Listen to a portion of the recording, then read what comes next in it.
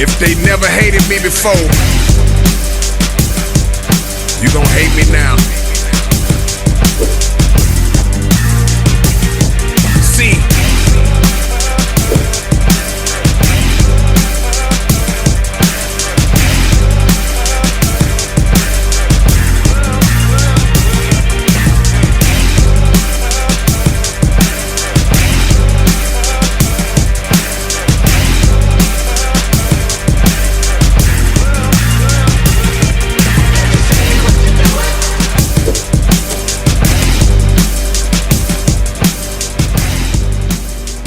what's going on, man? It's your big brother K-Rino, and y'all are tuned in to another episode 3 of the Underground Dialogue Podcast, where the name speaks for itself, man. And as y'all can see, I'm here with my brother Keith Stoke already in the building, and I got two other brothers sitting here, as y'all can see, man. And we finna get into it tonight because he'll be full of surprises. Look, man, I'm excited. I'm excited because this topic, what we're gonna cover, is basically something that we've been kind of dealing with for years, especially in the rap game, and that's that dynamic of the old school versus the new school. Right. And we're gonna try to have conversation that bridges that gap, because what we see a lot is we see a lot of the old school cats. Man, these young dudes, they don't respect nobody. Hey, this generation ain't right. And then the young people like, well, man, y'all ain't doing nothing for us either. So it's a bunch of animosity that we gotta fix if we gonna move forward and have the power that we really. The power don't come without the unity. Right. I'm honored, man, to have one of the OGs of all OGs. All OGs, man. Sitting next to me, man. I mean, this brother right here, man. I mean, first of all, we go back 35 years. Oh yeah, you know what I'm saying? We met in the late 80s. Right. And this brother, from singing, producing, promoting, dancing, and being in my opinion, comedian. Being definitely a comedian. but also in my opinion, even though he would never give himself this label, just an activist. Because he speaks on a lot of topics that really need to be spoke on, and he gonna speak on it in an unapologetic way. So my brother, man, who is responsible for producing some of the greatest hits that ever come out this city, man, and abroad, big brother Jhiame is in the building, man, straight up. Oh man, thank y'all. What's up to you? Repping for the old school. Thank y'all. I really appreciate you. You know that we go way back, man, and I'm just glad to be in the house, glad to be part of the movement and what we trying to do now. Not from yesterday, what we trying to do now. You roll into the fabric, man. Right. And to his left, man, we had to have somebody that's gonna represent that newer generation. Even though my brother, he ain't a baby. He ain't a baby, but 90s baby. But see, 91 baby. And see, that's my point. See, he's a 90s baby. Yeah. So to people like me and Jhiame, he's a youngster. Yeah, you know he's a kid. And he's been in this thing for a minute as well, man. Great performer, great artist, and up and coming. Right. In my opinion, man. It's your boy Poster, man. Post in the building, man. A poster child, man. Let them know what you been doing, family. Man, I've been on new albums. I just put one out called Poster Child Reloaded. Yeah. Okay. It's got some classics on there. I've been performing a whole bunch. So man, shout out to Scout Boy, man. They really put the rug under my feet, man, and got me running. So I'm working on some new material, some new music. I got some new merch out, everything on the way. We actually got a show this Friday. Shout out to KO. We're doing something on Black Friday, so I'm really excited to get back out here and get back active. Man, no question, man. Well, we happy to have y'all here because, again, we're going to start the conversation off just talking about how for years, since hip-hop been around, 50 years now? Something like that? Coming up on 50 years. Got to be. Now we have something that we didn't have early on in hip-hop. We have different generations that have been born into the game. And so now from the era that we come from all the way up into now, we starting to see tensions here and there between maybe a lot of old school art. We just saw the thing this past week where 21 Savage said that Nas was irrelevant. And did y'all hear about that? Yeah. You know, and so that caused a big uproar, as y'all know, because all of the old school people that, they love Nas, they're like, wait a minute. But I'm going to speak my opinion on that before I let y'all get into it. I heard what he said. He was on the Clubhouse thing, and I heard what he said. I don't really think that he meant it like that.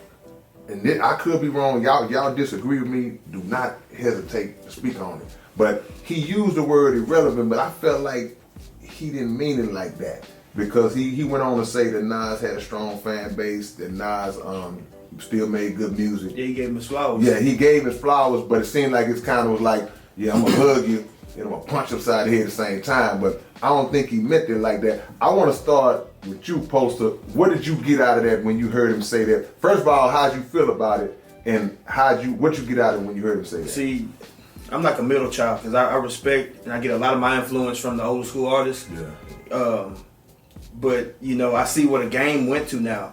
But how I felt about it when he said it, everybody was gonna interpret it the wrong way. Yeah. You know what I'm saying? Right now, this new wave, everybody trying to get money, and that's basically what it is. It's the hottest thing out. What did you do lately? Yeah. You know, and a lot of these young cats and cats around my age that are putting out music, they don't really respect the legends, because you see, nowadays it's just a popularity contest. So I didn't like how he said it, because I listened to a lot of Nas. Yeah. And you know, Nasir Jones, man, one of the best artists ever, especially out of New York, the East Coast. But honestly, I think that what he said was interpreted the wrong way. Yeah. You know, people like, hold on, man, this is a legend. Mm-hmm. He understands that. Yeah. He understands that's a legend, but he just, you know what I'm saying, the new school kids get it, yeah. And we get what he was saying, that when he's saying he's not relevant, is he's not like mainstream, he's not in demand. Nobody's demanding a feature, nothing from him. So I believe that's what he meant, verse. Nobody in their generation. And nobody in their generation. Right, you know what I'm saying? Right. There's a lot of artists that are timeless, so you know, and he's one of them. I can't wait. Go ahead, Jhiame. Go ahead. I wanted to get the younger generation in first. What you felt about that when you heard that? And I wanted to hear what he said, and hey, well put. When me and you was coming up in this game, right? Our respect was exuberant, because we know in order to get even further and further in this game, you have to give respect in order to get it. Mm-hmm. Now, we may have had our high moments, but we never, it's saying, okay, let's put it in perspective. Him saying that about Nas, and it's only one way to mean that. Yeah. But him saying that about Nas is equivalent to me saying that about Al Green when I was blowing up in my head. Me saying that about Quincy Jones on the production side. You saying that about Ron. Right. You know. Right. Curtis Blow. Right. Cause he ain't hot enough. If it wasn't for Curtis Blow, we wouldn't even probably be talking about rap right now. Right. So when you the disrespect is so blatant, and that's why a lot of them don't know the history, because they not even trying to find out. See, if you don't know the history, then you sure don't know not to say that. Yeah. You know, right. If you don't know the history, there was a time you said that in hip hop, you'd be outcast off the muscle. So it just shows more about that this music that they're projecting is not the solidarity that it should be. Because if you stand on something, you stand on something, but you definitely want to respect the pavement of the road that came before you. And if you don't have that, I promise you, one of these days, you're going to probably be saying 21 Savage who? Let me ask you this. Because you said history. So what role, I guess accountability do we have as the old school to be more active in pushing and perpetuating, exposing that history? Because I guess if a person says, well, Nas ain't relevant, then maybe they don't know. They don't. What's our role? Who's to blame for him not knowing that he can't say, he shouldn't say that? Who's to blame? First of all, besides him. First of all, it's not a blame thing, really. It's actually like when you get into any business or any game, you're not going to get in that game and not know something about that game and not know something about the history. That's up to the young G's that's trying to do this music anyway. And we do have those. We have youngsters that walks up to me, you know, in certain places, and man, I did a research on you. Now I know why you talk like you talk. Mm-hmm. So we have those, and shout out to young cats that do seek the knowledge to know who we are. But us on one hand, we was, you know, a lot of us was, you know, ostracized, like, you know, excluded. So when they wrote the book about Houston, you know, about Houston rap, all the way wrong. Wicked Cricket wasn't even in there. So when you got stuff like that happening in this city of Houston, where I'm from Memphis, you had to get your head took out if you didn't write stuff in the right, proper, you know, manner. But here it's more like we accept, we receive, we let them take our culture and just, you know, and so that's why a lot of the young cats don't. Hey, that's a good point too. Sometimes when those documentary and all those cats come down and do documentaries, features, like, but again, it's up to anybody. See, I can't let nobody come down here and do a documentary on Houston and then they talk. Even if they talking to me, I gotta say, hey man, have y'all contacted Jhiame? Right. See, that's not happening. So if we don't do that, then we got to be held accountable. Now, so you said you a middle child, right? Right. So how old is you got an older brother or older sister? No, I'm saying I'm a middle child, like when it comes to the new school. Okay, gotcha. Okay, gotcha. Right. Okay. But do you have older siblings, older brothers? Yeah, I got older siblings. I got a couple. One's 5 years older, one's 10 years older. So did they give you any exposure to like the music that came a little bit before your time? Did you get a taste of that? Absolutely, and my parents definitely did too. You know what I'm saying? From Rakim and everybody. You know what I'm See, saying? that's what I'm saying. See, we old enough to be your parents. Yeah, you right. Know what I was saying. That's okay. That's what I'm talking about saying. brothers and sisters. I should have been saying mom and dad. Right. No, definitely. You know what I'm saying? There was a bunch of 90s music, even the 80s artists being played in my house at all times. Right. My mom's playing everybody from the 70s and all that. All that, Cooking around the house playing people from the 70s. Right. And, you know, a lot of H-Town too, Charlie Boy and Tight and all that when they was together earlier. So yeah, I definitely, you know, I like some of the new school music. Yeah. But a lot of it's like drill rap. Yeah. You know what I'm saying? Everybody's gravitating towards the same style. So and like I said, when I, you know, my influence comes from those who were like the artists in the 90s. Right. So that's why I say I'm a middle child. Like, you know, I get my influence from this. Right. Yeah, but I still, you know what I'm saying? When I go out and I go out to the bar, I listen to the new in stuff. both worlds. Right. You can operate in both worlds. Right. I know me as an 80s baby from Houston. Until we interviewed you, I didn't even know you had did that much for the stuff that I already was jamming from growing up. So sometimes their research is on us to do, or to put yourself in positions to where you can find out certain these things. Right. My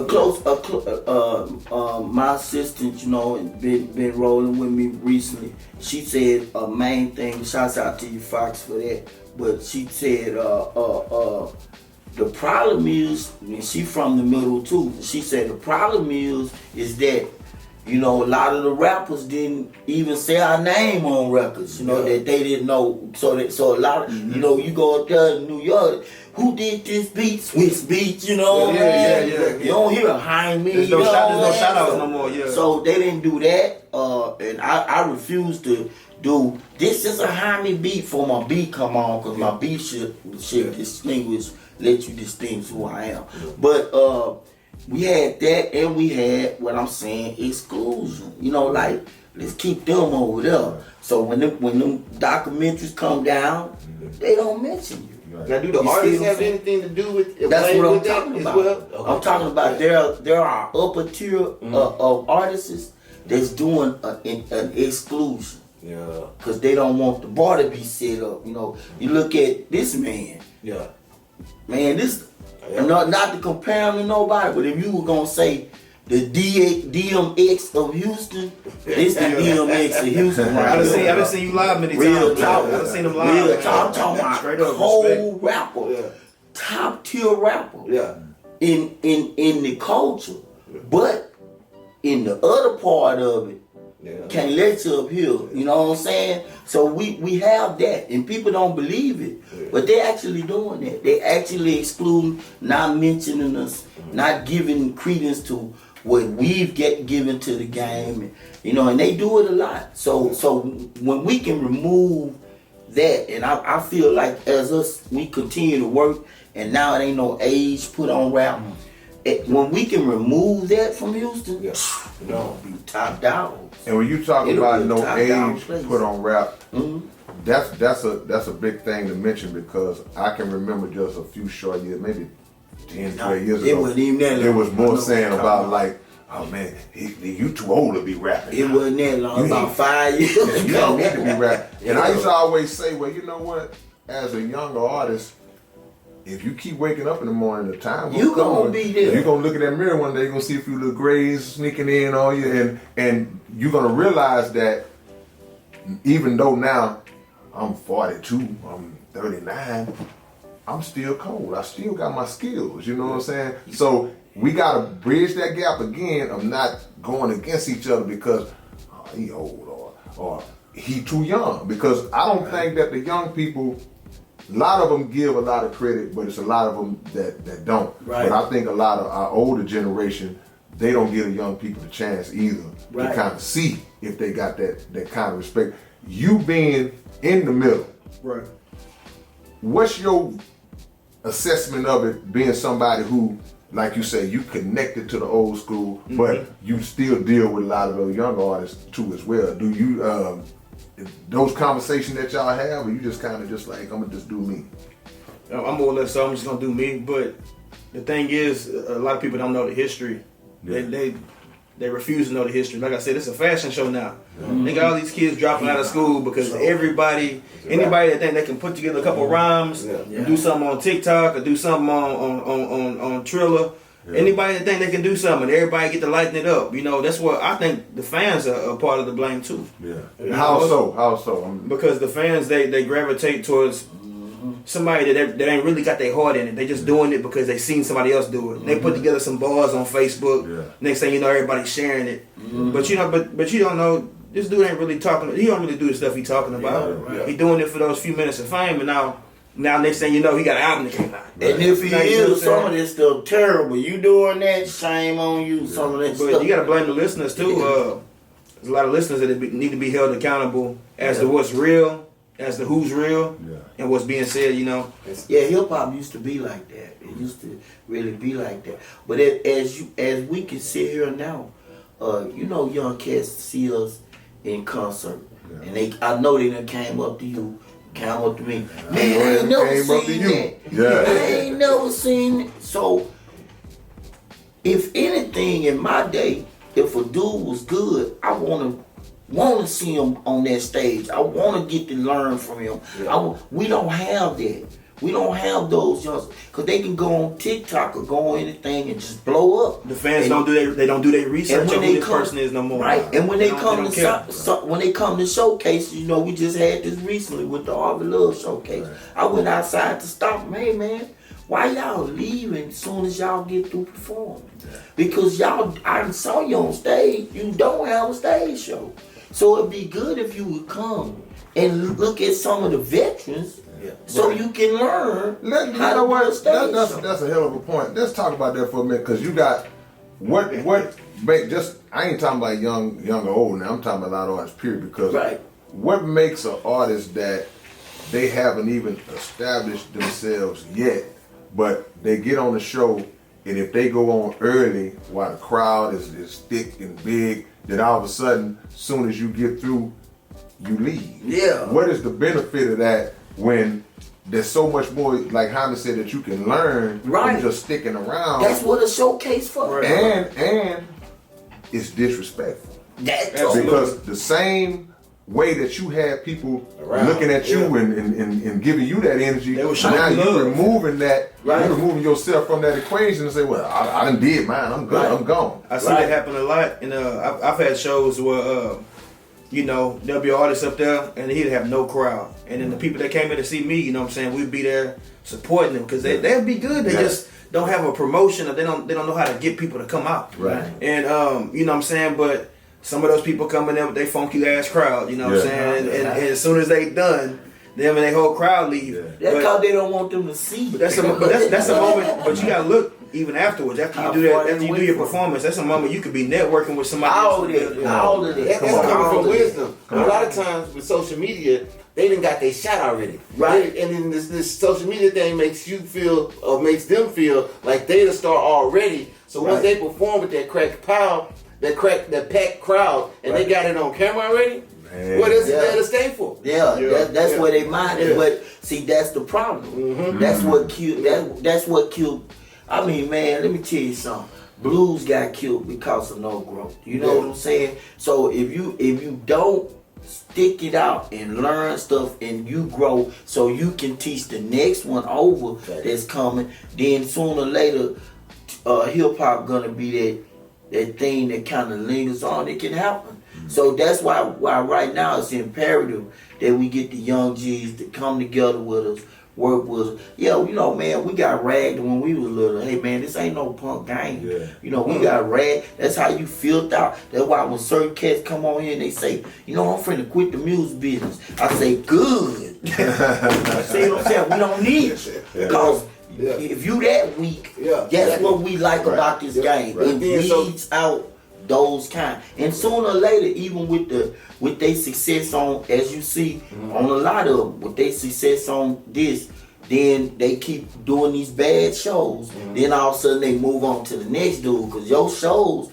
you might have been a good recorder, you know, you did a good performance on record, but when you come in here and do a show, you suck. So sooner or later they move on to that next person. But what we need us to do is to kind of get in the room together, have a mixer or something, and say, man, you know, this is what we need to work on our relationship with the young art. And really, I wouldn't. He's all right, you know what I'm saying. We really need talking about the ones with the green hair and stuff like that. So we need to get with them and kind of get a understanding. We ain't gonna knock what you do, because I used to dress androgynous. I was doing Prince and all kind of stuff. But I'm just trying to tell y'all, you know, that's why we have to have some of this stuff, because the shows are not good. So I need to attract you to something. But now let's try to work on showing you how to get in front of that mirror and learn your lyrics. So when you rap your lyrics on top of your lyrics, which he don't do,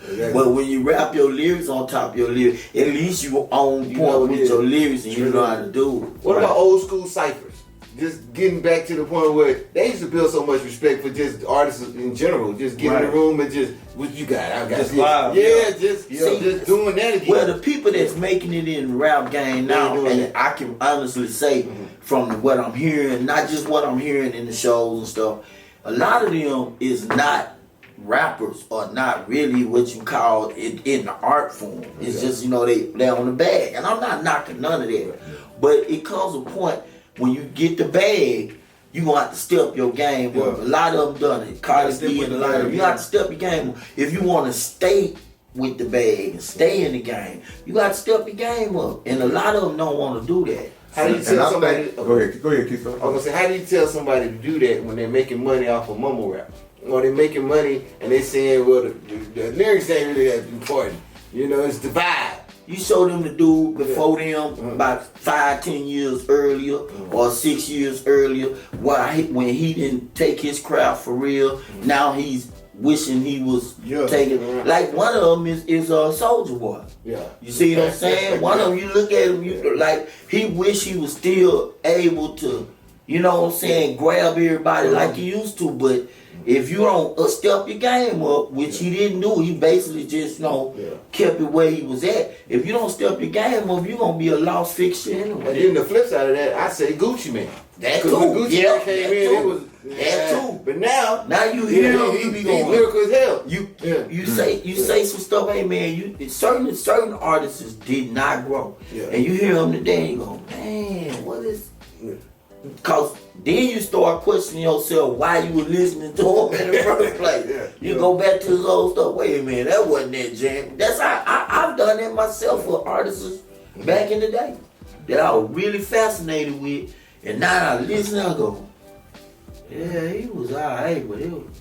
Blame these listeners that are making them popular, man. You gotta blame the listeners too. Yeah. So what y'all are saying, because all y'all making some real good points, but like y'all talking about an authentic artist versus a created, manufactured image in a package. Right. And everybody not in it for the same reasons. Right. I had to learn that too, because I was like, man, because like when Keisto was talking about the ciphers, you know, that's how I came up. Exactly. You know, it was just about, it wasn't no cameras, nothing. It was just about it's 10 or 12 of us in the Yeah, room. yeah. And there's a few Go people ahead. crowded around, Yeah. and we rapping for supremacy. Right. We want the people to go home saying, Talk "Oh, he about was you. the culprit." He got down on him. Yeah. So that was the whole And thing. that made the And- culture right. Yeah, I think that should translate to the stage performances too in these days. Like say, the times that I hosted showcases, my theme to the artists always used to be, "Hey man, it's 15 or 20 of y'all gonna perform tonight. Your job is to make sure that you are one of the however many that people are driving home talking about." Right. You know, that's what you want. You want people to say, "Hey man, that dude, man, that guy had the green hat on, the green bean, he was going in." You know, you don't want to get lost in that mix of everybody that sounds the same. Right. And So- Kate, I don't mean No, go ahead. but on one of that point, I really want to say this: less is more. If you're a new artist and you coming into a showcase, don't buy out 30 minutes. Get up there for one or two songs. You might do one. If that's one song hot enough and you get the right performance, Get the hell on. then get on. Yeah. Don't stay up there and linger, and people don't even know your record. When people get intoxicated by you come out on that first and everybody going crazy, Leave them like and that. you feel them fading. Right. You know, cause look, I do that now Right, as a right. cat that been Right. doing this 40 years. Yep. Man, I may have 20 minutes, 30 minutes lined up, Right. but it's like, okay, I'm kind of eating on this 20. Right. Let me go on. Let me get on up out of here. You know, Right, what I'm saying? Right there. That's right. game right Yeah, there. and, you know, unless sometimes you may be contractually obligated to Right, perform to do something. for 30 Yeah, or 40. yeah, But yeah. in situations where you calling the shot, man, if you got them flipping and going crazy, Leave them just like sometimes that. it's like, hey, let me go on and get on down the road. Leave them just like that. What do you? This is what I want to ask you about, because we come from an era of pre-social media where any type of promotion or anything like that, it was straight guerrilla, Right. groundwork. Poster get hung up, Word of mouth, we yeah. hang it up. Albums and samplers get passed out, we pass them out. So now everything is done at the click of a mouse, sitting on your phone or sitting at your desktop. What do you incorporate both sides of that, or are you more social media? See, I've had people that it's crazy. They still ask me for hard copies of CDs, and I think personally, that movement is dead. Yeah. But I think that for the artist's benefit, if you can sell it like that, I mean, you can sell it like that. You know what I'm saying? You can make you put some bread in your pocket. Yeah. But not many people are gonna put a CD in their car because everybody got Bluetooth. Look, he says all over for me. No, but see, that's the perspective I want, because my view of it is that it depends on which. Let's go back to the Nas 21 Savage thing. Right, there you go. Whatever era you come from, those people are still going to be kind of on whatever they was on. You know what I'm saying? Right. So you look at it from a standpoint like, okay, my view is I'm gonna play the game until it's really out of it, till it's dry. Because you gotta be aware. We ain't like, you know what? People going more digital these days. Right. I gotta make sure I'm in that world too. But you right, man. Like we just got through talking before y'all got here, but people they ain't putting CD players in the new cars anymore. QR codes. Yeah. I believe that's gonna be the new movement pretty soon. Like when I came out with my first poster child shirts, I had my cousin on the back of it, like right under the back of the collar. She put a QR code, so I had people that was rocking my shirts. Wow. They were like walking flyers. You know what I'm saying? Right. You can scan that QR code and then pull the album up on all platforms. Right. So and just like these the flyers they pass out in the clubs, a lot of them have QR codes now. Yeah. Right. So I believe that's digital is the way to go. Because the majority of the listeners are going to buy the new stuff. I think they're younger crowds. Right. Man, and So- I'm gonna tell you that, because that's a great point. What can the older generation see in that respect? How can we come together and learn? Because the older generation, a lot of times, we feel like it ain't nothing y'all can tell us. It ain't nothing y'all can, but that's not true. Right. You see what I'm saying? Right. So just where you broke that down, putting a QR code on the back of a shirt, now stuff that we ain't even thinking about. Right. You know what I'm saying? So it gotta be some way that, like Jhiame said, we can come together and just kind of hash out whatever differences we might have, Right. Need to make a show together. how can we Right. both get jewels from each other? Yeah, right. Because the truth of the matter, which the next phase of the conversation is, we fighting a common enemy. Right. We are not each other's enemy. one generation to another. It's these labels and these corporations that are manipulating us and benefiting off of our beat, just like with, you go back to East Coast, West Coast, go back to any of that. They benefit off of the division, and they make all the money. They own all of the product, and we still left sitting looking crazy. Right. How can we bridge those gaps where y'all would be willing to teach us what y'all know, and then we can say, well, look, this the guerrilla marketing we used to do, that still got a place. Right. I believe that if there's a few good hosts, some reputable hosts, somebody old school that anybody can think of that's just a reputable host for a show. Yeah. Right. You get somebody new school that's been doing it, getting these new artists out there. I believe that if you have them come together for a show, you can both learn from each other, because you know what the new school guys gonna do. It's gonna be all about flashy, all about the camera, and the old school guys gonna show you that, hey, when you get that microphone before you start your set, make sure they know who you are before you start your set. Right. So I believe that it'd be a dangerous show had you have this artist represent new school, old school, old school, and you had a lineup like that. I believe that just in the presentation itself, we'll both learn from each other. And also, let's not forget that this thing is competition.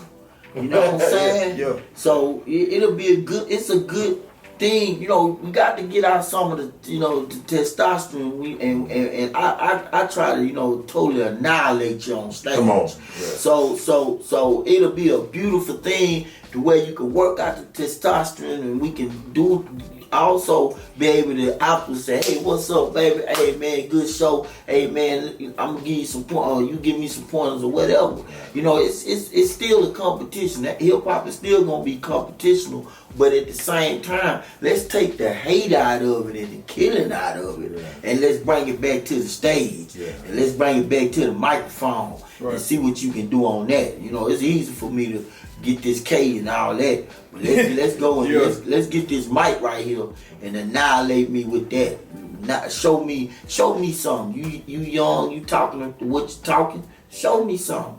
Then I'm gonna show you something, and then that way we can learn from each other. But we gotta keep hip hop still competitional, but in a friendly way. That's the way we work it out. You feel? So when a new righteous competition, right. So when like a millennial come to you, do youngsters come to you and ask you for advice in production? That's why I said it's some young cats, man. It's true millennials that have surprised me, and they come up because for one while they said, what they said. But we know right now in drill, if y'all not familiar, in drill music, the number one group in drill music is Peter Boss. Okay. And those cats is from England, and they 74 and 85. Years old? Yes, sir. You see them and blow your mind.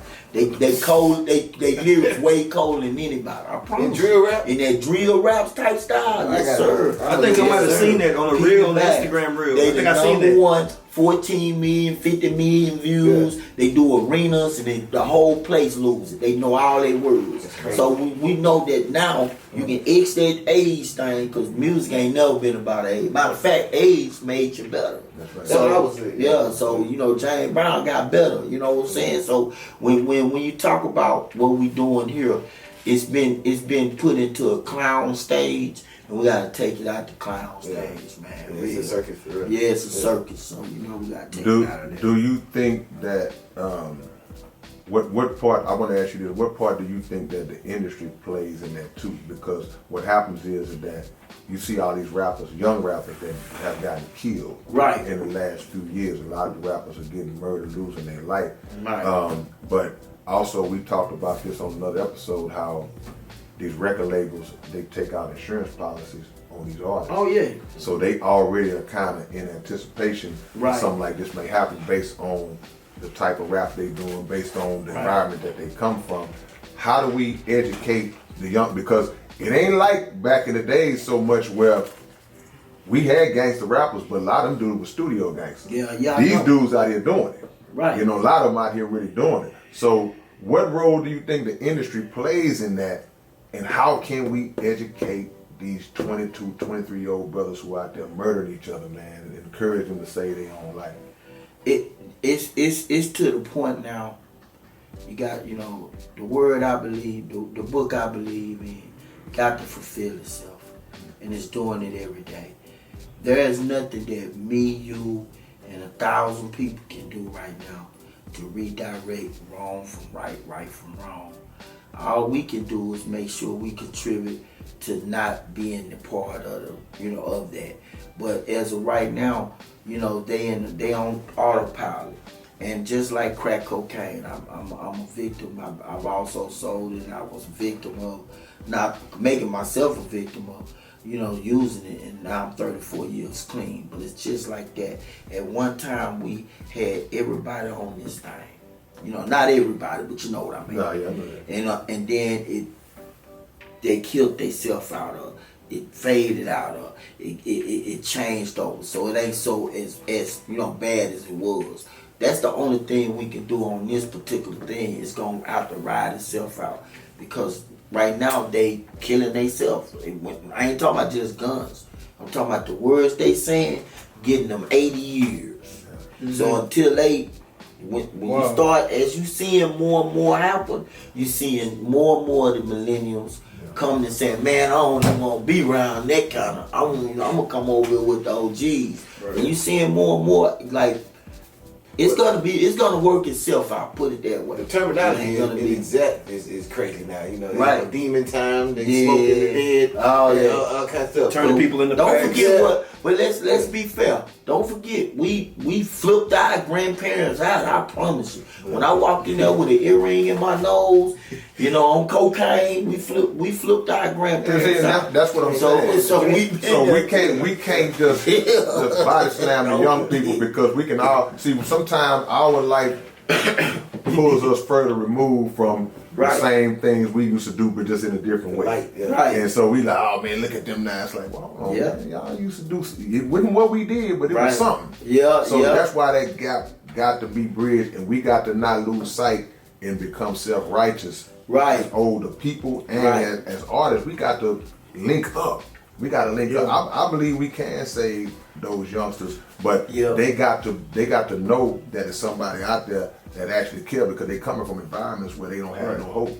Right. I mean, of course we can help save them, the few that want to be saved. But once people have made up their mind that this is what they are, and you try to, sometimes it can be a bad situation. Come just by you trying to show them.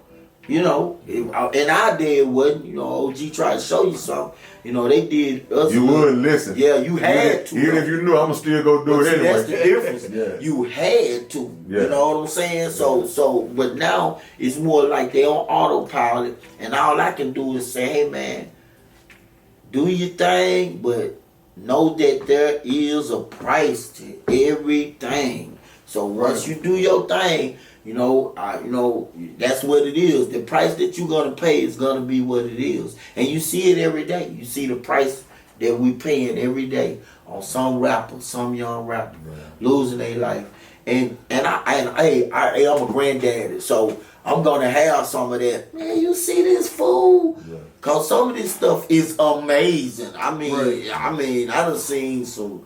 Bro, I done seen some weird stuff that's happening that it's amazing. Yeah. I have to pray and say, Lord, keep me sane from seeing all this weird, I ain't talking about on no special, sexual.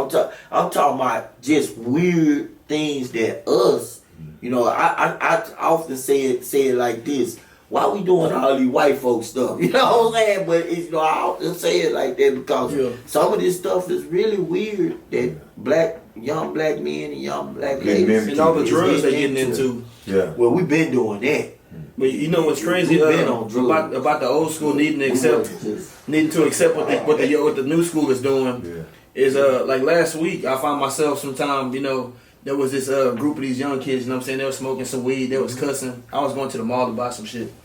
And they had to be 17, 16. But y'all gotta think the old school. Like, remember how y'all mind was when y'all 16, 17? Y'all didn't give a damn who was around paying attention to what y'all was doing. Y'all was outside. Y'all was outside with it. But on one thing we did do, we cartel what we did. Like now it's they don't cartel it. They don't like they can come around you and straight.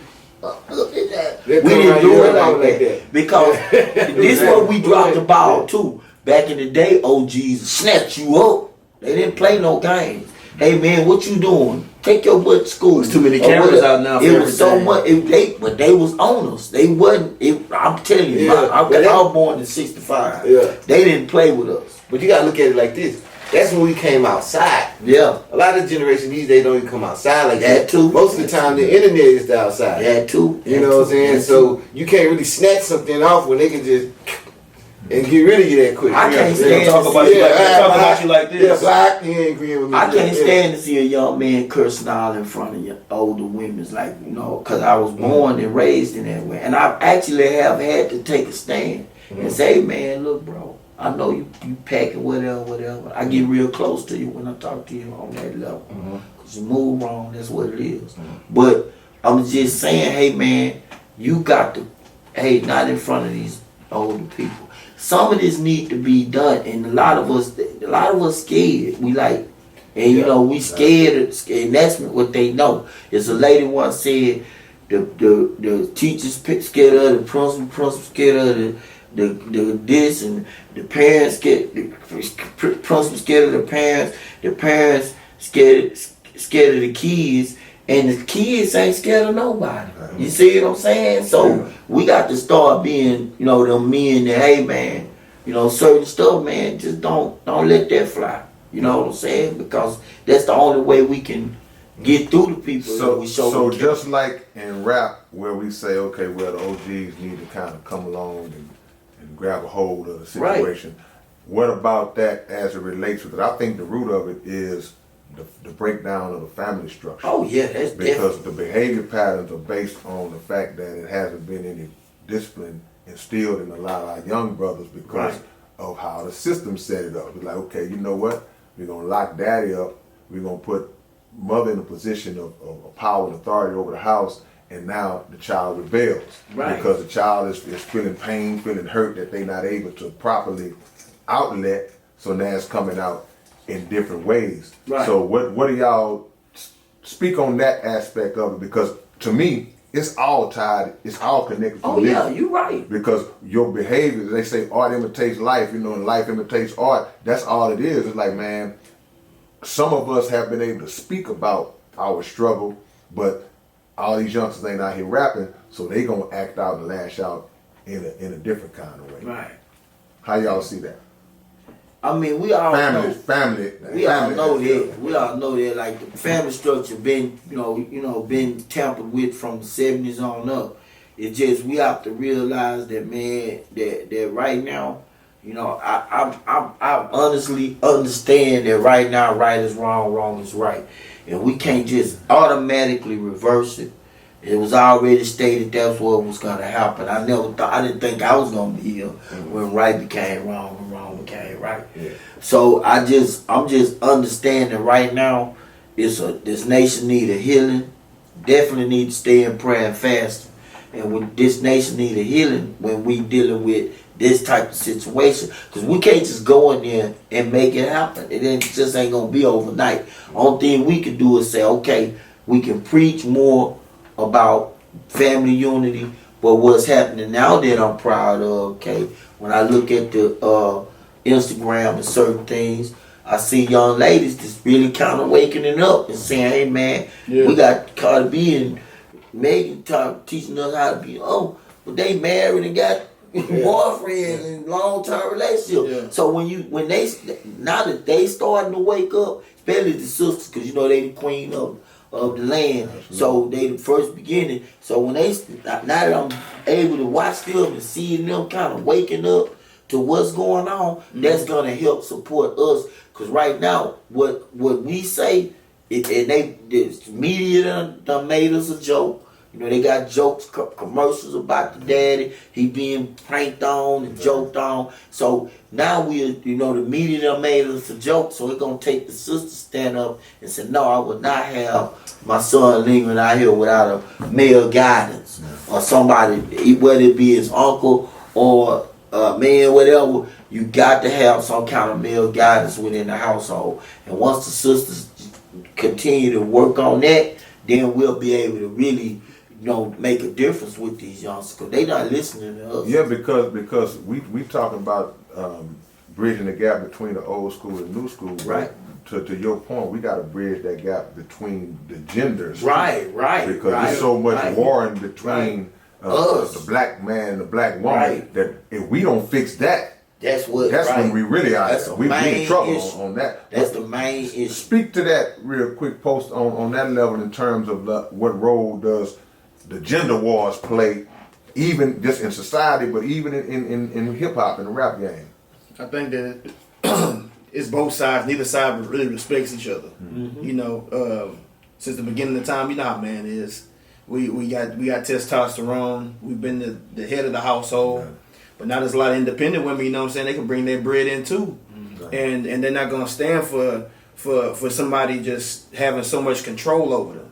So I think that once we learn to understand that we both need each other, because there's so many women that's like, man, I don't need no man, blah blah blah. No, there's roles like the child that's affected needs both his mom. She needs both her mom and her dad. Yeah, he comes from both of them. Come from both of us. No matter who really carried them. Because when she's making a sacrifice to carry that child, a real man's making a sacrifice to make sure that bread's coming in, making sure she's comfortable. Mm-hmm. So,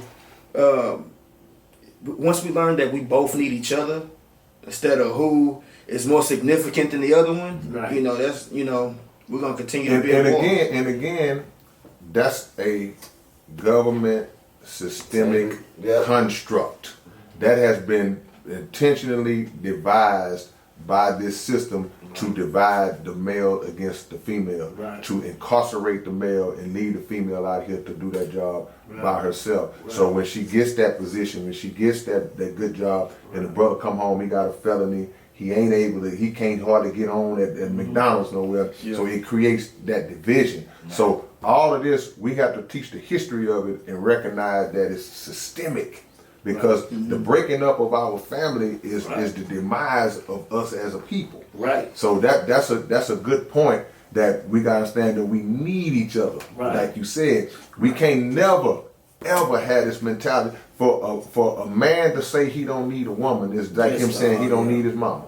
Yeah. You know? And vice versa, for a woman to say that she don't need a man, because we come from each other. Ain't no real man I ever known that I hang with ever said he don't need no woman. Right. You know what I'm saying? And no real woman is gonna say that she don't need a man. A real woman, she not gonna say that. That's the point. And you know, it's some sisters came on one time before and they said, don't nobody say that but us. You know what I'm saying? Like, no, your mother women don't say that. No other nationality. That's why I said it's a systemic construct. Right. It's intentionally done that way, because when people understand who the original people are, who the real power in this universe is, and you have individuals who are trying to steal that birthright, then they have to degenerate us and bring down and remove our identity the best way they can. Now our self-esteem is all jacked up. Now we don't look at each other the same way. Now we at war with each other. Right. That ain't no accident. Right. Oh yeah, it's constructed. It's that crabs in the bucket right there. It's constructed. And you know what they did? They used the feminists, the WOW, come in and get them away from the civil rights movement and all the other things we was doing together. It's always been the hustle. So it's always been that hustle. But what we dealing with right now, not only is that, we dealing with the emotions. A lot of people say, okay, he's a shooter, he's gangster. No, it's not gangster because he's emotional. That's an emotional thing. You're not strong. Okay, you weak. And you think they're strong, but that's not strong. That's weak. You know, you like a female. And we understand why a female have hormonal, emotional things. We accept that because that's what a female supposed to be like. But when you a male and somebody talk about you and you think you supposed to go get a cake, something wrong with you. You know, that's emotional. And that's not a man thing. No self-control. It's not a man trait at all. A man, the strongest men I know was calm, cool, and collected. And a lot of them got away with it. You see what I'm saying? And God saves. But that's it. You know, I once ran into a Millennium Cat. He was talking, man, I ain't no friendly dude. I said, man, I just speak to you, but, I said, I am. I said, that's how I got away with it. You understand? You gotta know when to smile, know when to chill. Man, I don't know what you're talking about. But anyway, so anything that we need to do now is really strengthen these young men to build back up, to have men traits, because they trying to show you right now how to not be a man. They trying to show you how to be something else. So let's have these men traits. It don't matter about your sexual preferences. You can still be whatever you doing, that's you, but you still should have a man trait where you have self-control and understand that everything, the world ain't ending. It's you right here. And realize that what you saying on this record now is getting you recos. Remember that. Yeah, they right here listening. So and they can get some of us you too. said that too. I got a song where I say he got a pistol on him, plus in his trunk a machine gun. Right. It's hard to learn to be a man if you've never seen one. See, So man, that awesome. we got to step in them gaps when you see a young brother in the neighborhood. Okay, it's just him and his mama. Okay, I saw him talking back to his mama. You got to know how to strategically step in them gaps. Right. Yeah, on the cool. Yeah. Because it's a pain that our young brothers have that's making them lash out, and so they set up a defense. It's a wall. So like when the brother told you he ain't friendly, it ain't that he ain't friendly. He just like he putting his wall up immediately to let you know don't try nothing, even though your intentions was not even do nothing like that. But to segue into something that you touched on that I wanted to go into, I want to talk about in hip hop, where it translates over to hip hop, but it starts again on that systemic level, the feminization of our young men. Yeah, definitely. That intentional feminization. So now we see a lot of these brothers, and what they do, they'll put a lot of our big name artists up front in a feminine position, wearing a dress, wearing a makeup. Well, you saw that movement. That movement got dissolved. I was so amazed and happy that movement got dissolved, because at first they were starting to get on covers and everything. You think it got dissolved? Well, let me say this. I don't know, I think it's still popping. Let me say this. He got locked up for Let me Rico. say this. The most cats that was really pushing that agenda, if it didn't get it dissolved, guess what happened? Those cats are not pushing it no more, because it was a disappointing sales on that album and show he had to postpone shows because when he first wore that dress. You know what I'm talking about? Same person you talking about. So it's the ones that wearing a dress now maybe ought to be in a dress. You know what I'm saying? The ones they was actually trying to push us, people like us. You know, when you see LeBron walk up with a purse, you know, they were trying to push people like us to do that. And so your other boy called it a kilt.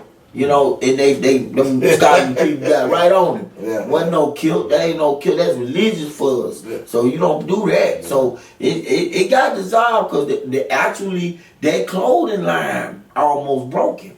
That clothing line almost broke him. Well, if we name in one particular instance, but in terms of just the whole, I believe that agenda is still they pushing it. Because they definitely there's a narrative to it for sure. Like you look at all these artists now, like you know what I'm saying. You see them getting clear fingernail polish. You see them getting makeup before they go in and do their set. The clothes are getting tighter and tighter. And then you know what I'm saying.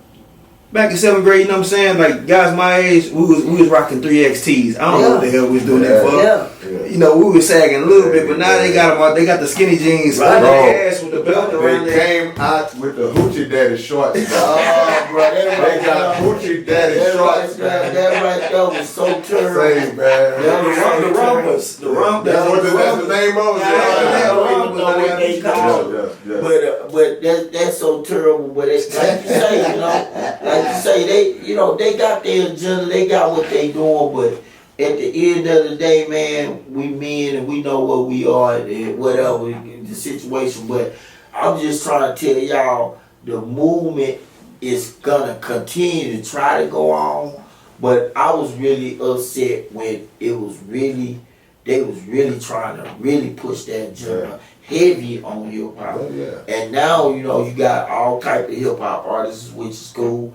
But at the same time, you know the agenda, you know what they doing. Yeah. And on another note, there's new lines of jeans now that they ain't making tight like that. You can go in the store. One white couldn't go in the store and find them. Yeah. Now they making looser jeans and some of the ladies are wearing looser jeans. That's the modern. The 90s almost coming back. Yeah, they're giving the 90s. I don't know if you seen Wayne lately with the big pants and stuff like that. So they steady transforming and seeing that the 90s was the hot time, and you got shows like Power and all them kind of showing the night. So it's giving them a little more like, man, I'm gonna get back to, you know. So I'm seeing a lot of cats cut their dreads and go into some other stuff. You know what I'm saying? So I'm seeing a lot of change, even though it was at first, and you know, 5, 6, 7, 8, 10 years ago, it was going off. It wasn't no changes. It was actually going that way, period. You couldn't even go to the mall and find none unless it was rainbow. It was tight. I went to Atlanta, man, everything in the mall was rainbow. I swear to God, I'm sorry. Everything, and I ain't got no problem just rainbow. I'm saying, but I don't like wearing the rainbow color for no reason. It ain't nothing to do with the community. It got to do with I don't like that type of look on me. Like I don't like pink. Yeah. You know, so I want to go in the mall and find some and everything like this. Ain't never wrong with being a traditional man. Yeah, they trying to delete the do. traditional man right now. Like, and I think even with the women's empowerment right now, Right. you know, I could say I'm a feminist to an extent because I believe women are just as powerful as we are. Mm-hmm. They can get anything they want. Mm-hmm. But I'm just saying that they trying to delete the traditional man. Mm-hmm. But I would say the tradition, the black man. That's where I go. Yeah, Because I feel like it's that old Public Enemy, that the fear of a black planet, because it is such an agenda to push that on our young brother. Like when they talk about different ways of genocide to be carried out. You know, we know about the straight up killing. Yeah. We know about the chemical warfare through food and we know about the drugs and all that, but also through that feminization is another way to enact genocide on us, because if too many of us take to that mindset, then we not reproducing. We not repopulating the planet the way that we should be. So, you know, all those are great points. And I want to just say one thing on this. First of all, I'm gonna be honest. I'm looking at a point now. It ain't even got to be done. They not doing nothing no more. We on autopilot. Yeah, I agree. You know what I'm saying? I really look at it like that. I don't put somebody doing something. It's the other people in Hollywood where they can kind of, you know, shut you down on that end. But it's for us. They don't have to do nothing no more. We on autopilot, and we definitely doing that. And part of the problem with the female, I feel like on the female situation, is they are, you know, they already believe enough that they can do it all by themselves. They already believe that. So I don't think a woman should or can do everything. Because if I get these, like when we take this 300 pounds, and we might have one woman out of this whole country that can probably pick it up. So we don't want to continue to promote to them that they can do it all without us. Well, the role of man and woman, in particular with woman, we got her role has been made to look to her like it's bad. Right. Like if you say, play your role, then for some, not always, some women understand it, but most will say, what you mean my role? Yeah, put them down here. And it's not this. I'm not being disrespectful, sisters. It's like, but you have a role, though. And you have a role. But they'll tell you you got a role. And there are things that she can do that I can't do. Right. Because it's not my role to do. It's not my role. And the way the creator set it up, we have to. Don't get mad if we take it up with the creator. Right. You know, but we have a certain role. But society done made us feel like that's gonna be something that brings us at odds, and they did it. They see all this stuff. See, I'm not a conspiracy theorist. I'm a conspiracy revealer. If a conspiracy is a real thing, if it's a real thing, it's a real thing. Yep. So you'll hear me use the word, "Oh man, this is by design. This is systemic," because a lot of it is. You know, but going all the way back to the beginning of this conversation, we talked about rap and the young rappers versus the old rappers. It's all about knowing the history of why we like this. Right. Because what you said is a fact. We are on autopilot right now. But somebody got to come along and change the channel, put us on a different frequency. And what normally does that is the learning of history and how. See, we'll look at where we at and we'll be getting into it because of where we at instead of looking at how we got to where we at. Right. And I think that's the big thing we got to factor in. It was something you hit on. I want to hit on because I seen something. It's amazing. I seen this today, and it was about the dude says. She said, "Sometimes you want your baby to make you a sandwich. Yeah, I'll fix that a sandwich. You tell her what, fix that a sandwich." And she said, they clapped her. Oh, he said, okay, no. Okay, he said, now check this out. When we go out and somebody say, a dude come up and say something smart to you, you don't want me to what? Slap him in the mouth, you know? And say, if I go to the dinner, take you to dinner, you gonna want me, and I go, yeah, we gonna have to go Dutch. You gonna say, no, that ain't what a man supposed to do. Right. Okay, when I if I say, go to the car to open the door, and don't open the door, you gonna say, hey, open that door. Well, okay, fix that a sandwich. Exactly. Okay, so what I got from that is, I can fix my own sandwich, right? But if I got you with me, I know you gonna fix it like my mama fix it with love. So that means a lot to me. So a lot of stuff that is your role is also what keeps y'all in tune and you feel special that you didn't fix nobody else no sandwich, but you fixed daddy a sandwich. So that you know, it's a role. Everybody got a role that they need to play. Still making somebody feel right. My grandma used to say when she'll get me to go out there and pick up some big rocks, right? And she said, "Oh, look at that strong boy! I'm about to die." Just to impress my grandma picking up this rock. So a lot of times, sister just, you know, will motivate us, and we motivate them back. And it ought to be you ought to be happy that I don't want this person to fix me a sandwich. I want you to fix me a sandwich. Wow. So you know how to cut the edges off your bread. Wow. You put just the right amount of love in that sandwich. On there. It might be a bologna sandwich, the way you cook, way you fix that sandwich. And the fact that you did it. Yeah. For me. Yeah. I never thought about so that. They make you go to work and really work for them. They don't get it. But the sweetness is what's gonna make us the lines that we are tame us down to be that person towards you that you want to be. I here on another person. When I come in here, you know what I'm saying? Right. So that's what we got. I heard a sister talk about this one time, and she was really speaking in terms of just trying to educate other women on this thought process. And she was telling other women, she said, "There's power in submission. Submission is not a bad word. There's power in submission, knowing how to push certain buttons in a man because the world beat him up enough outside. Yeah. So when he come home, he don't want to have World War II. He already had World War I outside. Right. So to know how to console him and treat him and unlock. It's an art of a woman. It's an art, and it's a trait that God put in them automatically. And so they unlock that. Right. And now what happens is when you unlock that through that power of submission, then it unlocks what the God put in. Right. In terms of how He treats. We'll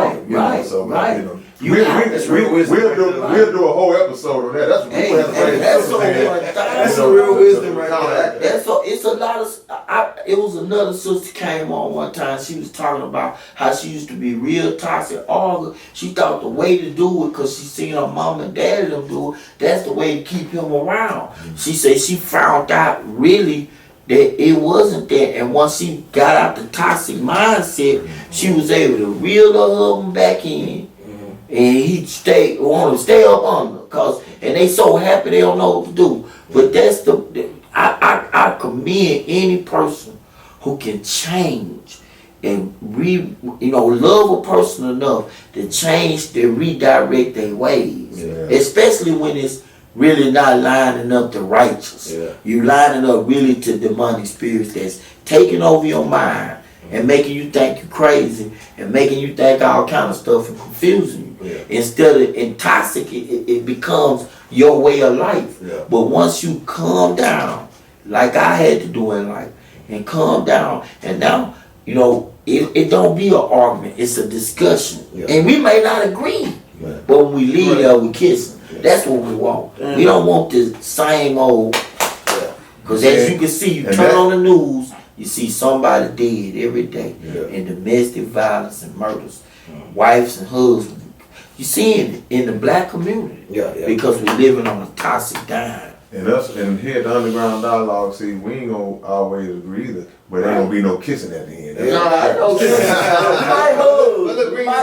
But look at this here. Now, how important is that? Because what I got from you is that you grew this from time and wisdom.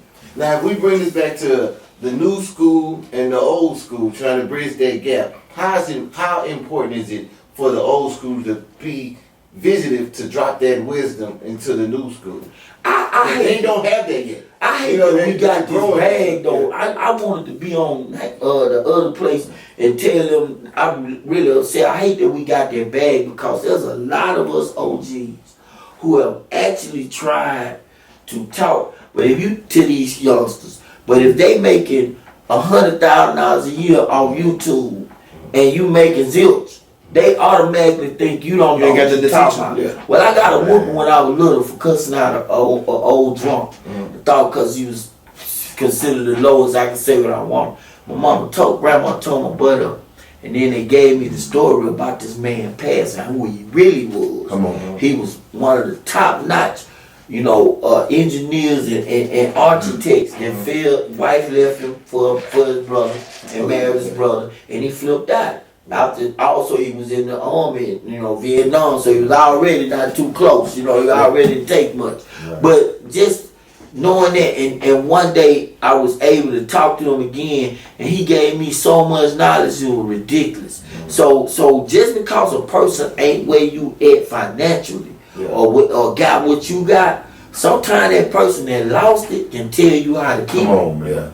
Wow. See, and that's again speaking to not looking at where we are, but looking at how we got there, right? And where we came from, because there's so much wisdom in that, and even with the younger generation, like when you was talking about the QR codes on the back of the t-shirts, right. Like it's so many things I see these young people do, and you say, well, man, okay, it ain't about signing a record deal no more, right? Because you just say young cat making 100,000 a year on YouTube, some making more than that. Right. These are regular brothers and sisters who just, man, let me try this. Right. And so I think in that aspect, it's a lot that us as an older generation can learn from them in that regard, to say, well, man, hold on, youngster, how'd you do this? How'd you, you know, to be able to, if we want to maintain in this game, to surround ourselves with young, energetic, intelligent people that can say, even if they laughing at us, nah, school, nah, we don't do it like that. No, let me show you how to shortcut that.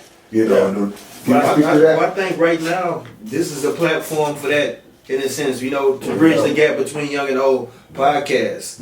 Because there's a lot of people like myself in the morning. I don't really listen to music on the way to work. I might listen to Hot Boxing with Mike Tyson. Yeah. Right. You know, so there's a lot of things that the old school need to learn about these platforms now. Yeah. And that's the best way to get y'all's message out.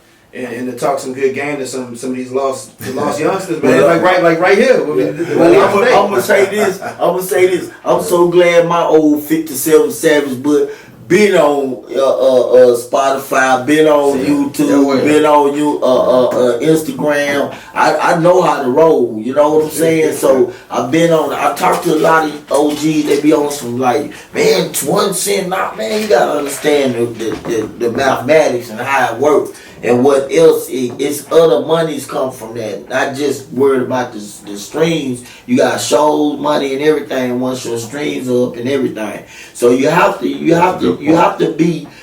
get, you know, you come on, man. We not dinosaurs. You know, we used to laugh at our granddad and them when they got mad about CD players and they killed the 8-track. You know what I'm saying? So you gotta understand, man. This is where it is. You got to put your music out there on the platforms, and I'm on Deezer and all that. Yeah. So it's not missing from us, because a lot of us know Get on that platform. A lot of old Kwame stuff. Brown's the perfect example of seeing that the world loves attention. Yeah. And you see how he did Matt Barnes, right? Right. He parlayed that into a whole podcast. That's great. Yeah. That's great. Yeah. You know, we was talking off camera about the streaming thing that you said, Right.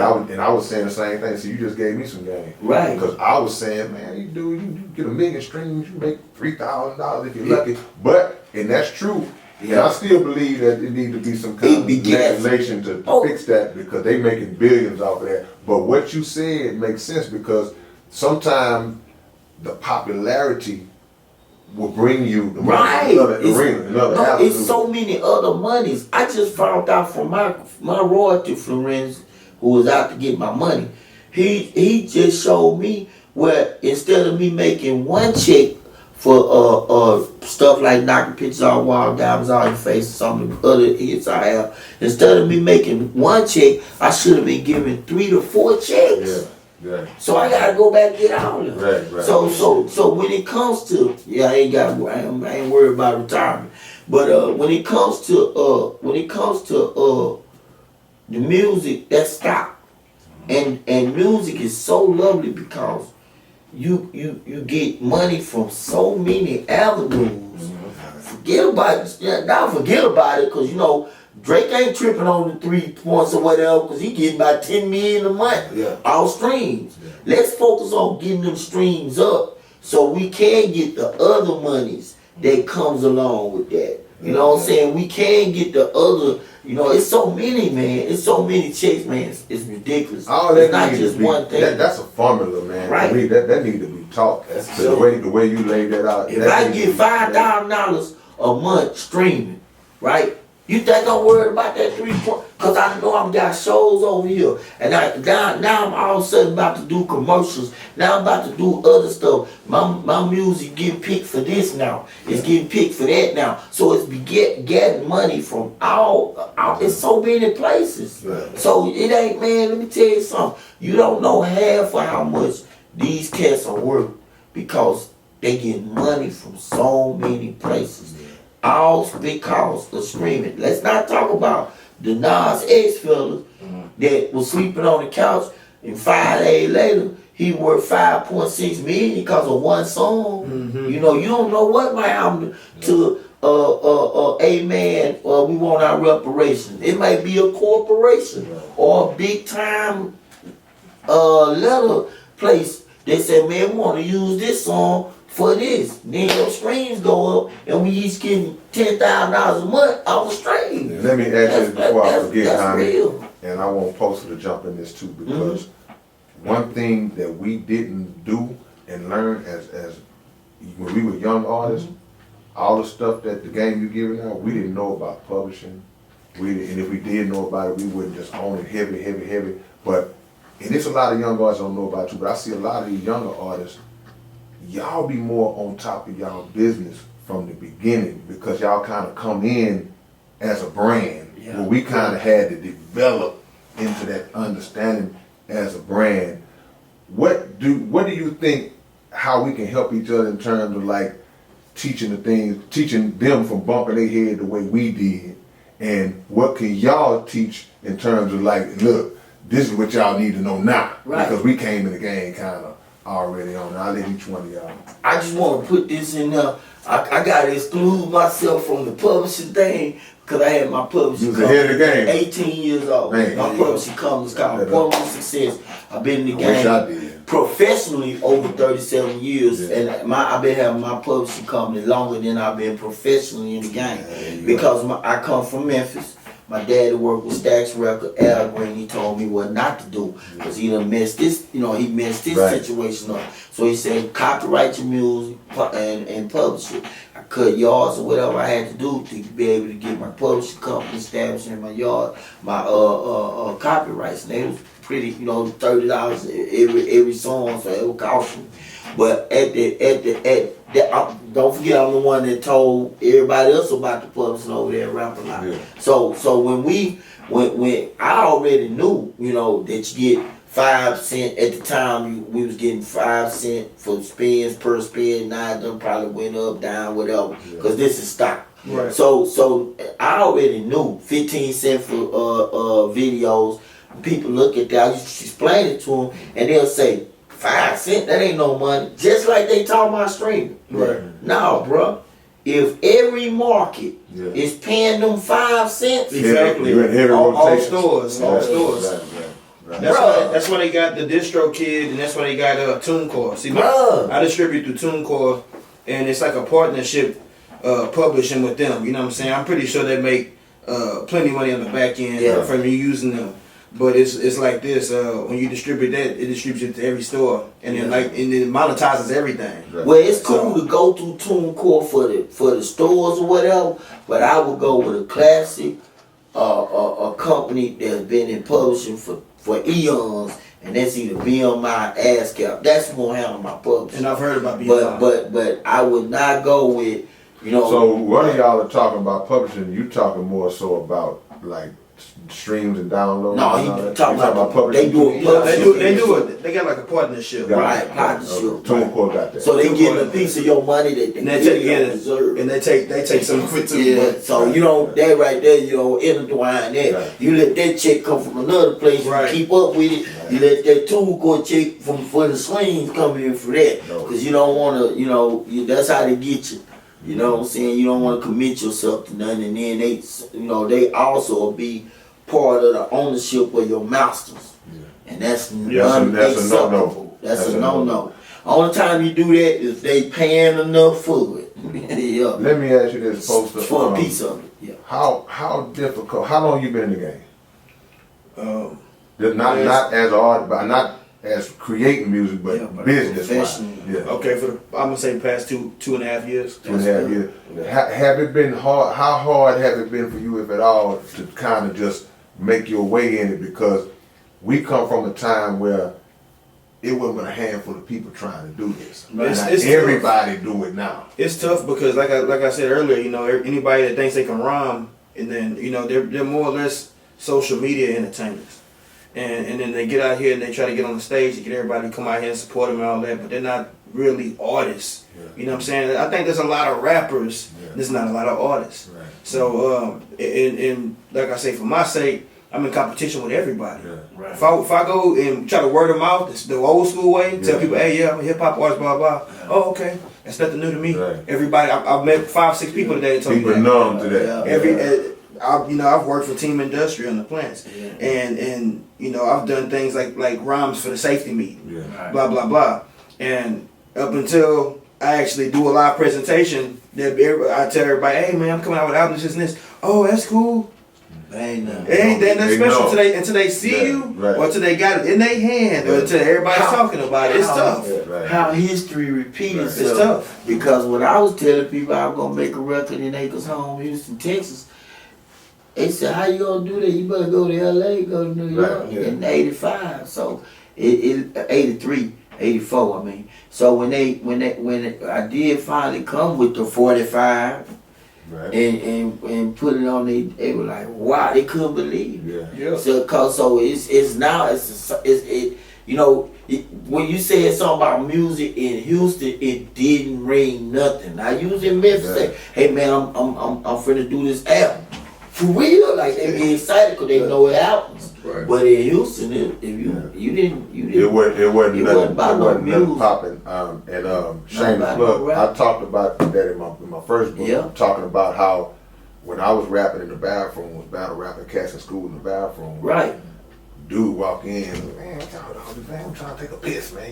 He said, rap ain't gonna even be around in 3 or 4 years. I heard that too. They said it all the time. This is the 80s. Rap ain't gonna even be around in 3 or 4 years. They hated it. And here we are 40 years later, and some of the same people that were saying that now they doing it. Yeah, now they doing it. So it's just how they looked at it, like, oh, okay, that's what needs to be done, and for us to get involved in this thing too. Right. So what's something that you see that your generation and the younger may do that we don't do, that y'all look and say, man, if them cats are doing that, they'll be on a different level. What just one flaw you see in us, and then I'll let you give a flaw before we wrap up.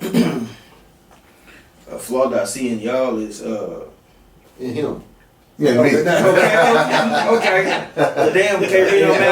I done been on the same ticket with you, man. I gotta shake your hand. I understand you shake a lot of hands, man. Big respect to you, man. Yeah, he said the hole in the hole. No, you just joking. Nah, but I love what you do specifically. I want to shoot your home for a little bit. I love what you do specifically because I done seen you with no music in the background do your shit. I done seen freestyles. Right. And then a lot of these new cats, they don't have that in them. I done seen the freshman ciphers and shit like that, and it's just ain't it. But I think that a lot of the old school cats, they don't. I mean, now it's about being. Don't say it, man. It's about being saucy, about being lit. You know what I'm saying? And there's a lot of like lyricism. I declare myself a lyrical artist. My fans will say the same thing, and they tell me, "Hey, you need to go to other states, cause down here they don't care." You know, we got Atlanta, we got Houston. It's this drill rap. Yeah. It's about the next hot thing, but your music is timeless, and there's a lot of timeless artists that you just need to find where you pop the most.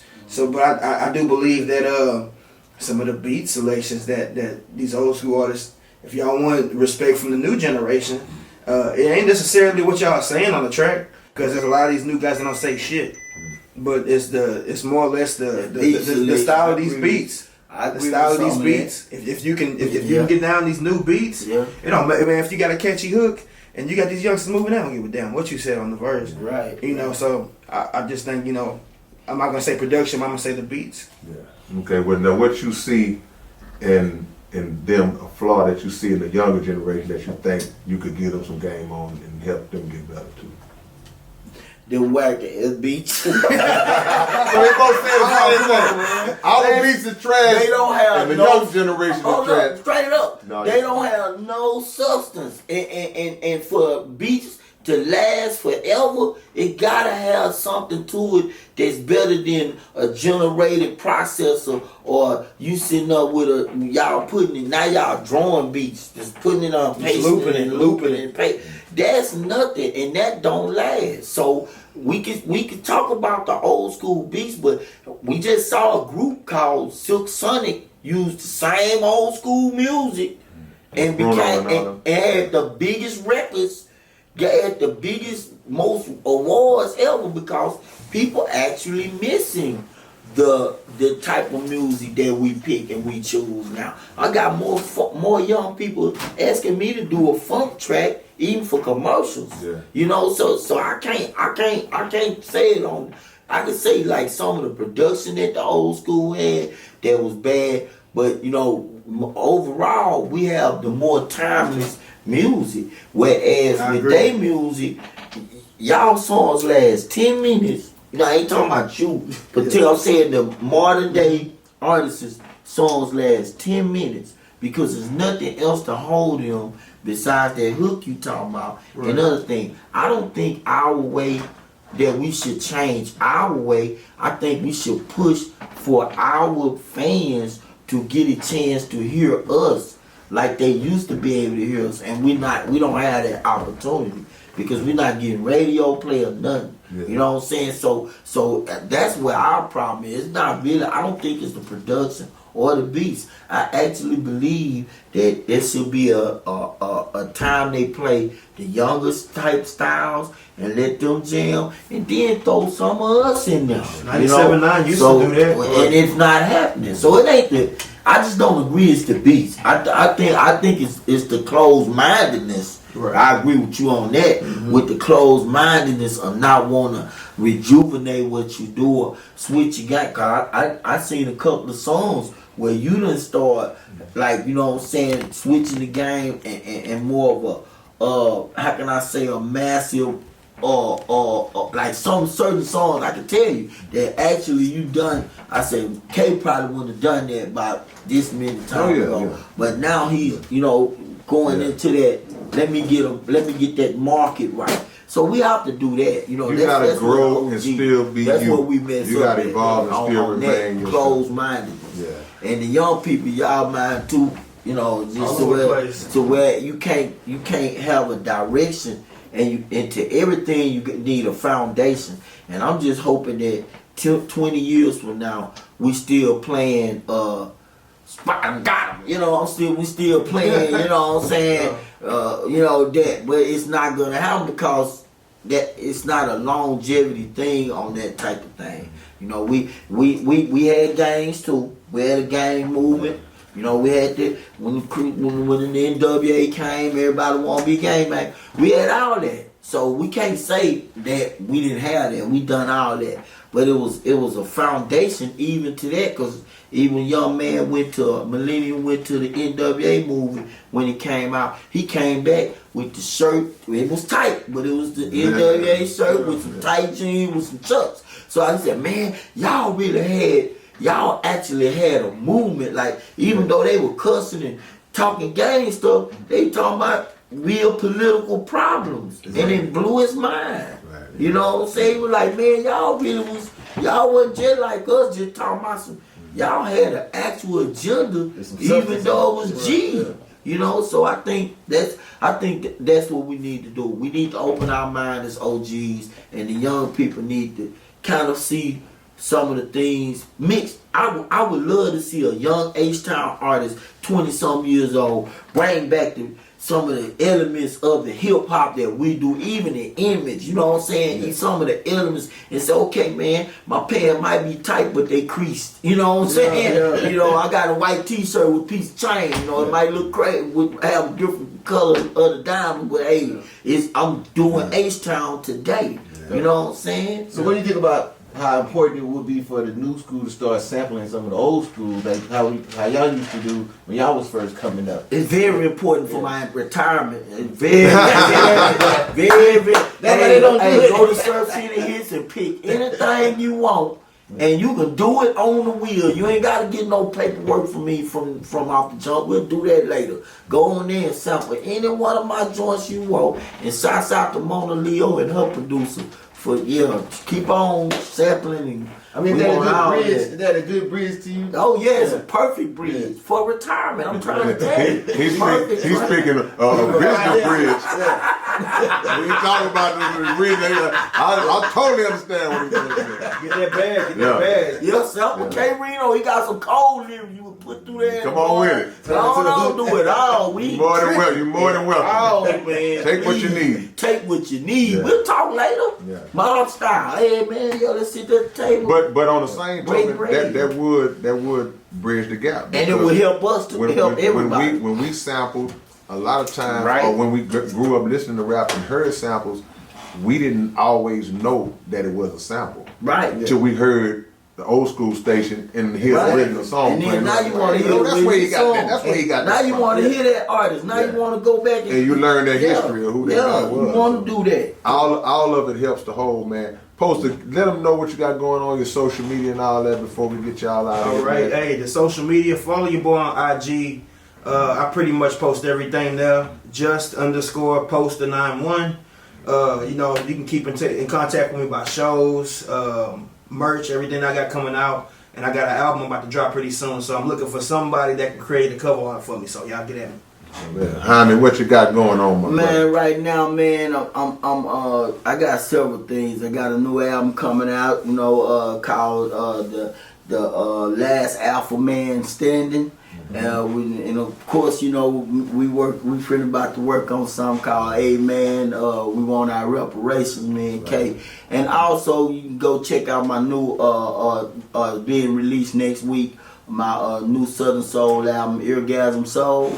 Also working with Youngster with a new Knocking Pictures Off the Wall coming at you. Also. Now I'm doing some of what y'all doing. I'm also on the DJ. I mean in the DJ, the MC booth with Miss Fox on Saturdays. You can catch us at Texas One-on-One Jams. The Foxy Lady Show. I'm like a part-time. Well, I'm the OG resident, she like to say. You can catch Fox and Lady B.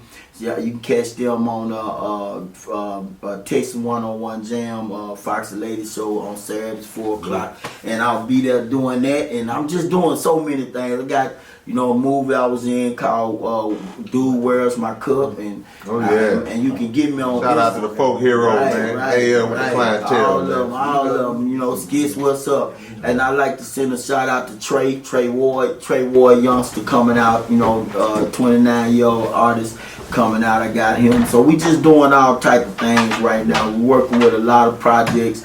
We also you can also check me out on Facebook at Jhiame Bradshaw. That's Jhiame, Jhiame Bradshaw, Jhiame Bradshaw. And you can also check me on Instagram, Jhiame Sinatra. That's S.U.C, Jhiame Sinatra. Yeah, you know the one. And then also you can also go to my channel on YouTube, which called the Jhiame Bradshaw Show.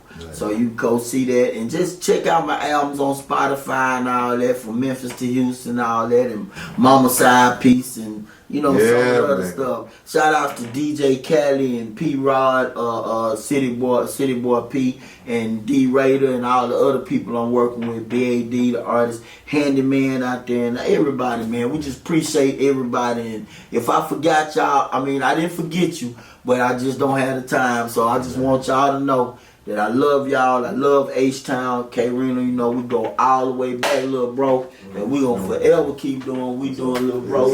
And it's nothing but love, man. It's 40 years of hard work and experience here, man. This brother been in the game longer than that. That's a blessing, man. Yes, sir. I advise you to Google this cat. Because he blew my mind when the first time we interviewed him. I didn't know all that stuff that he didn't know too.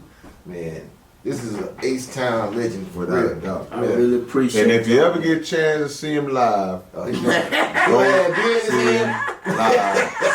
For real.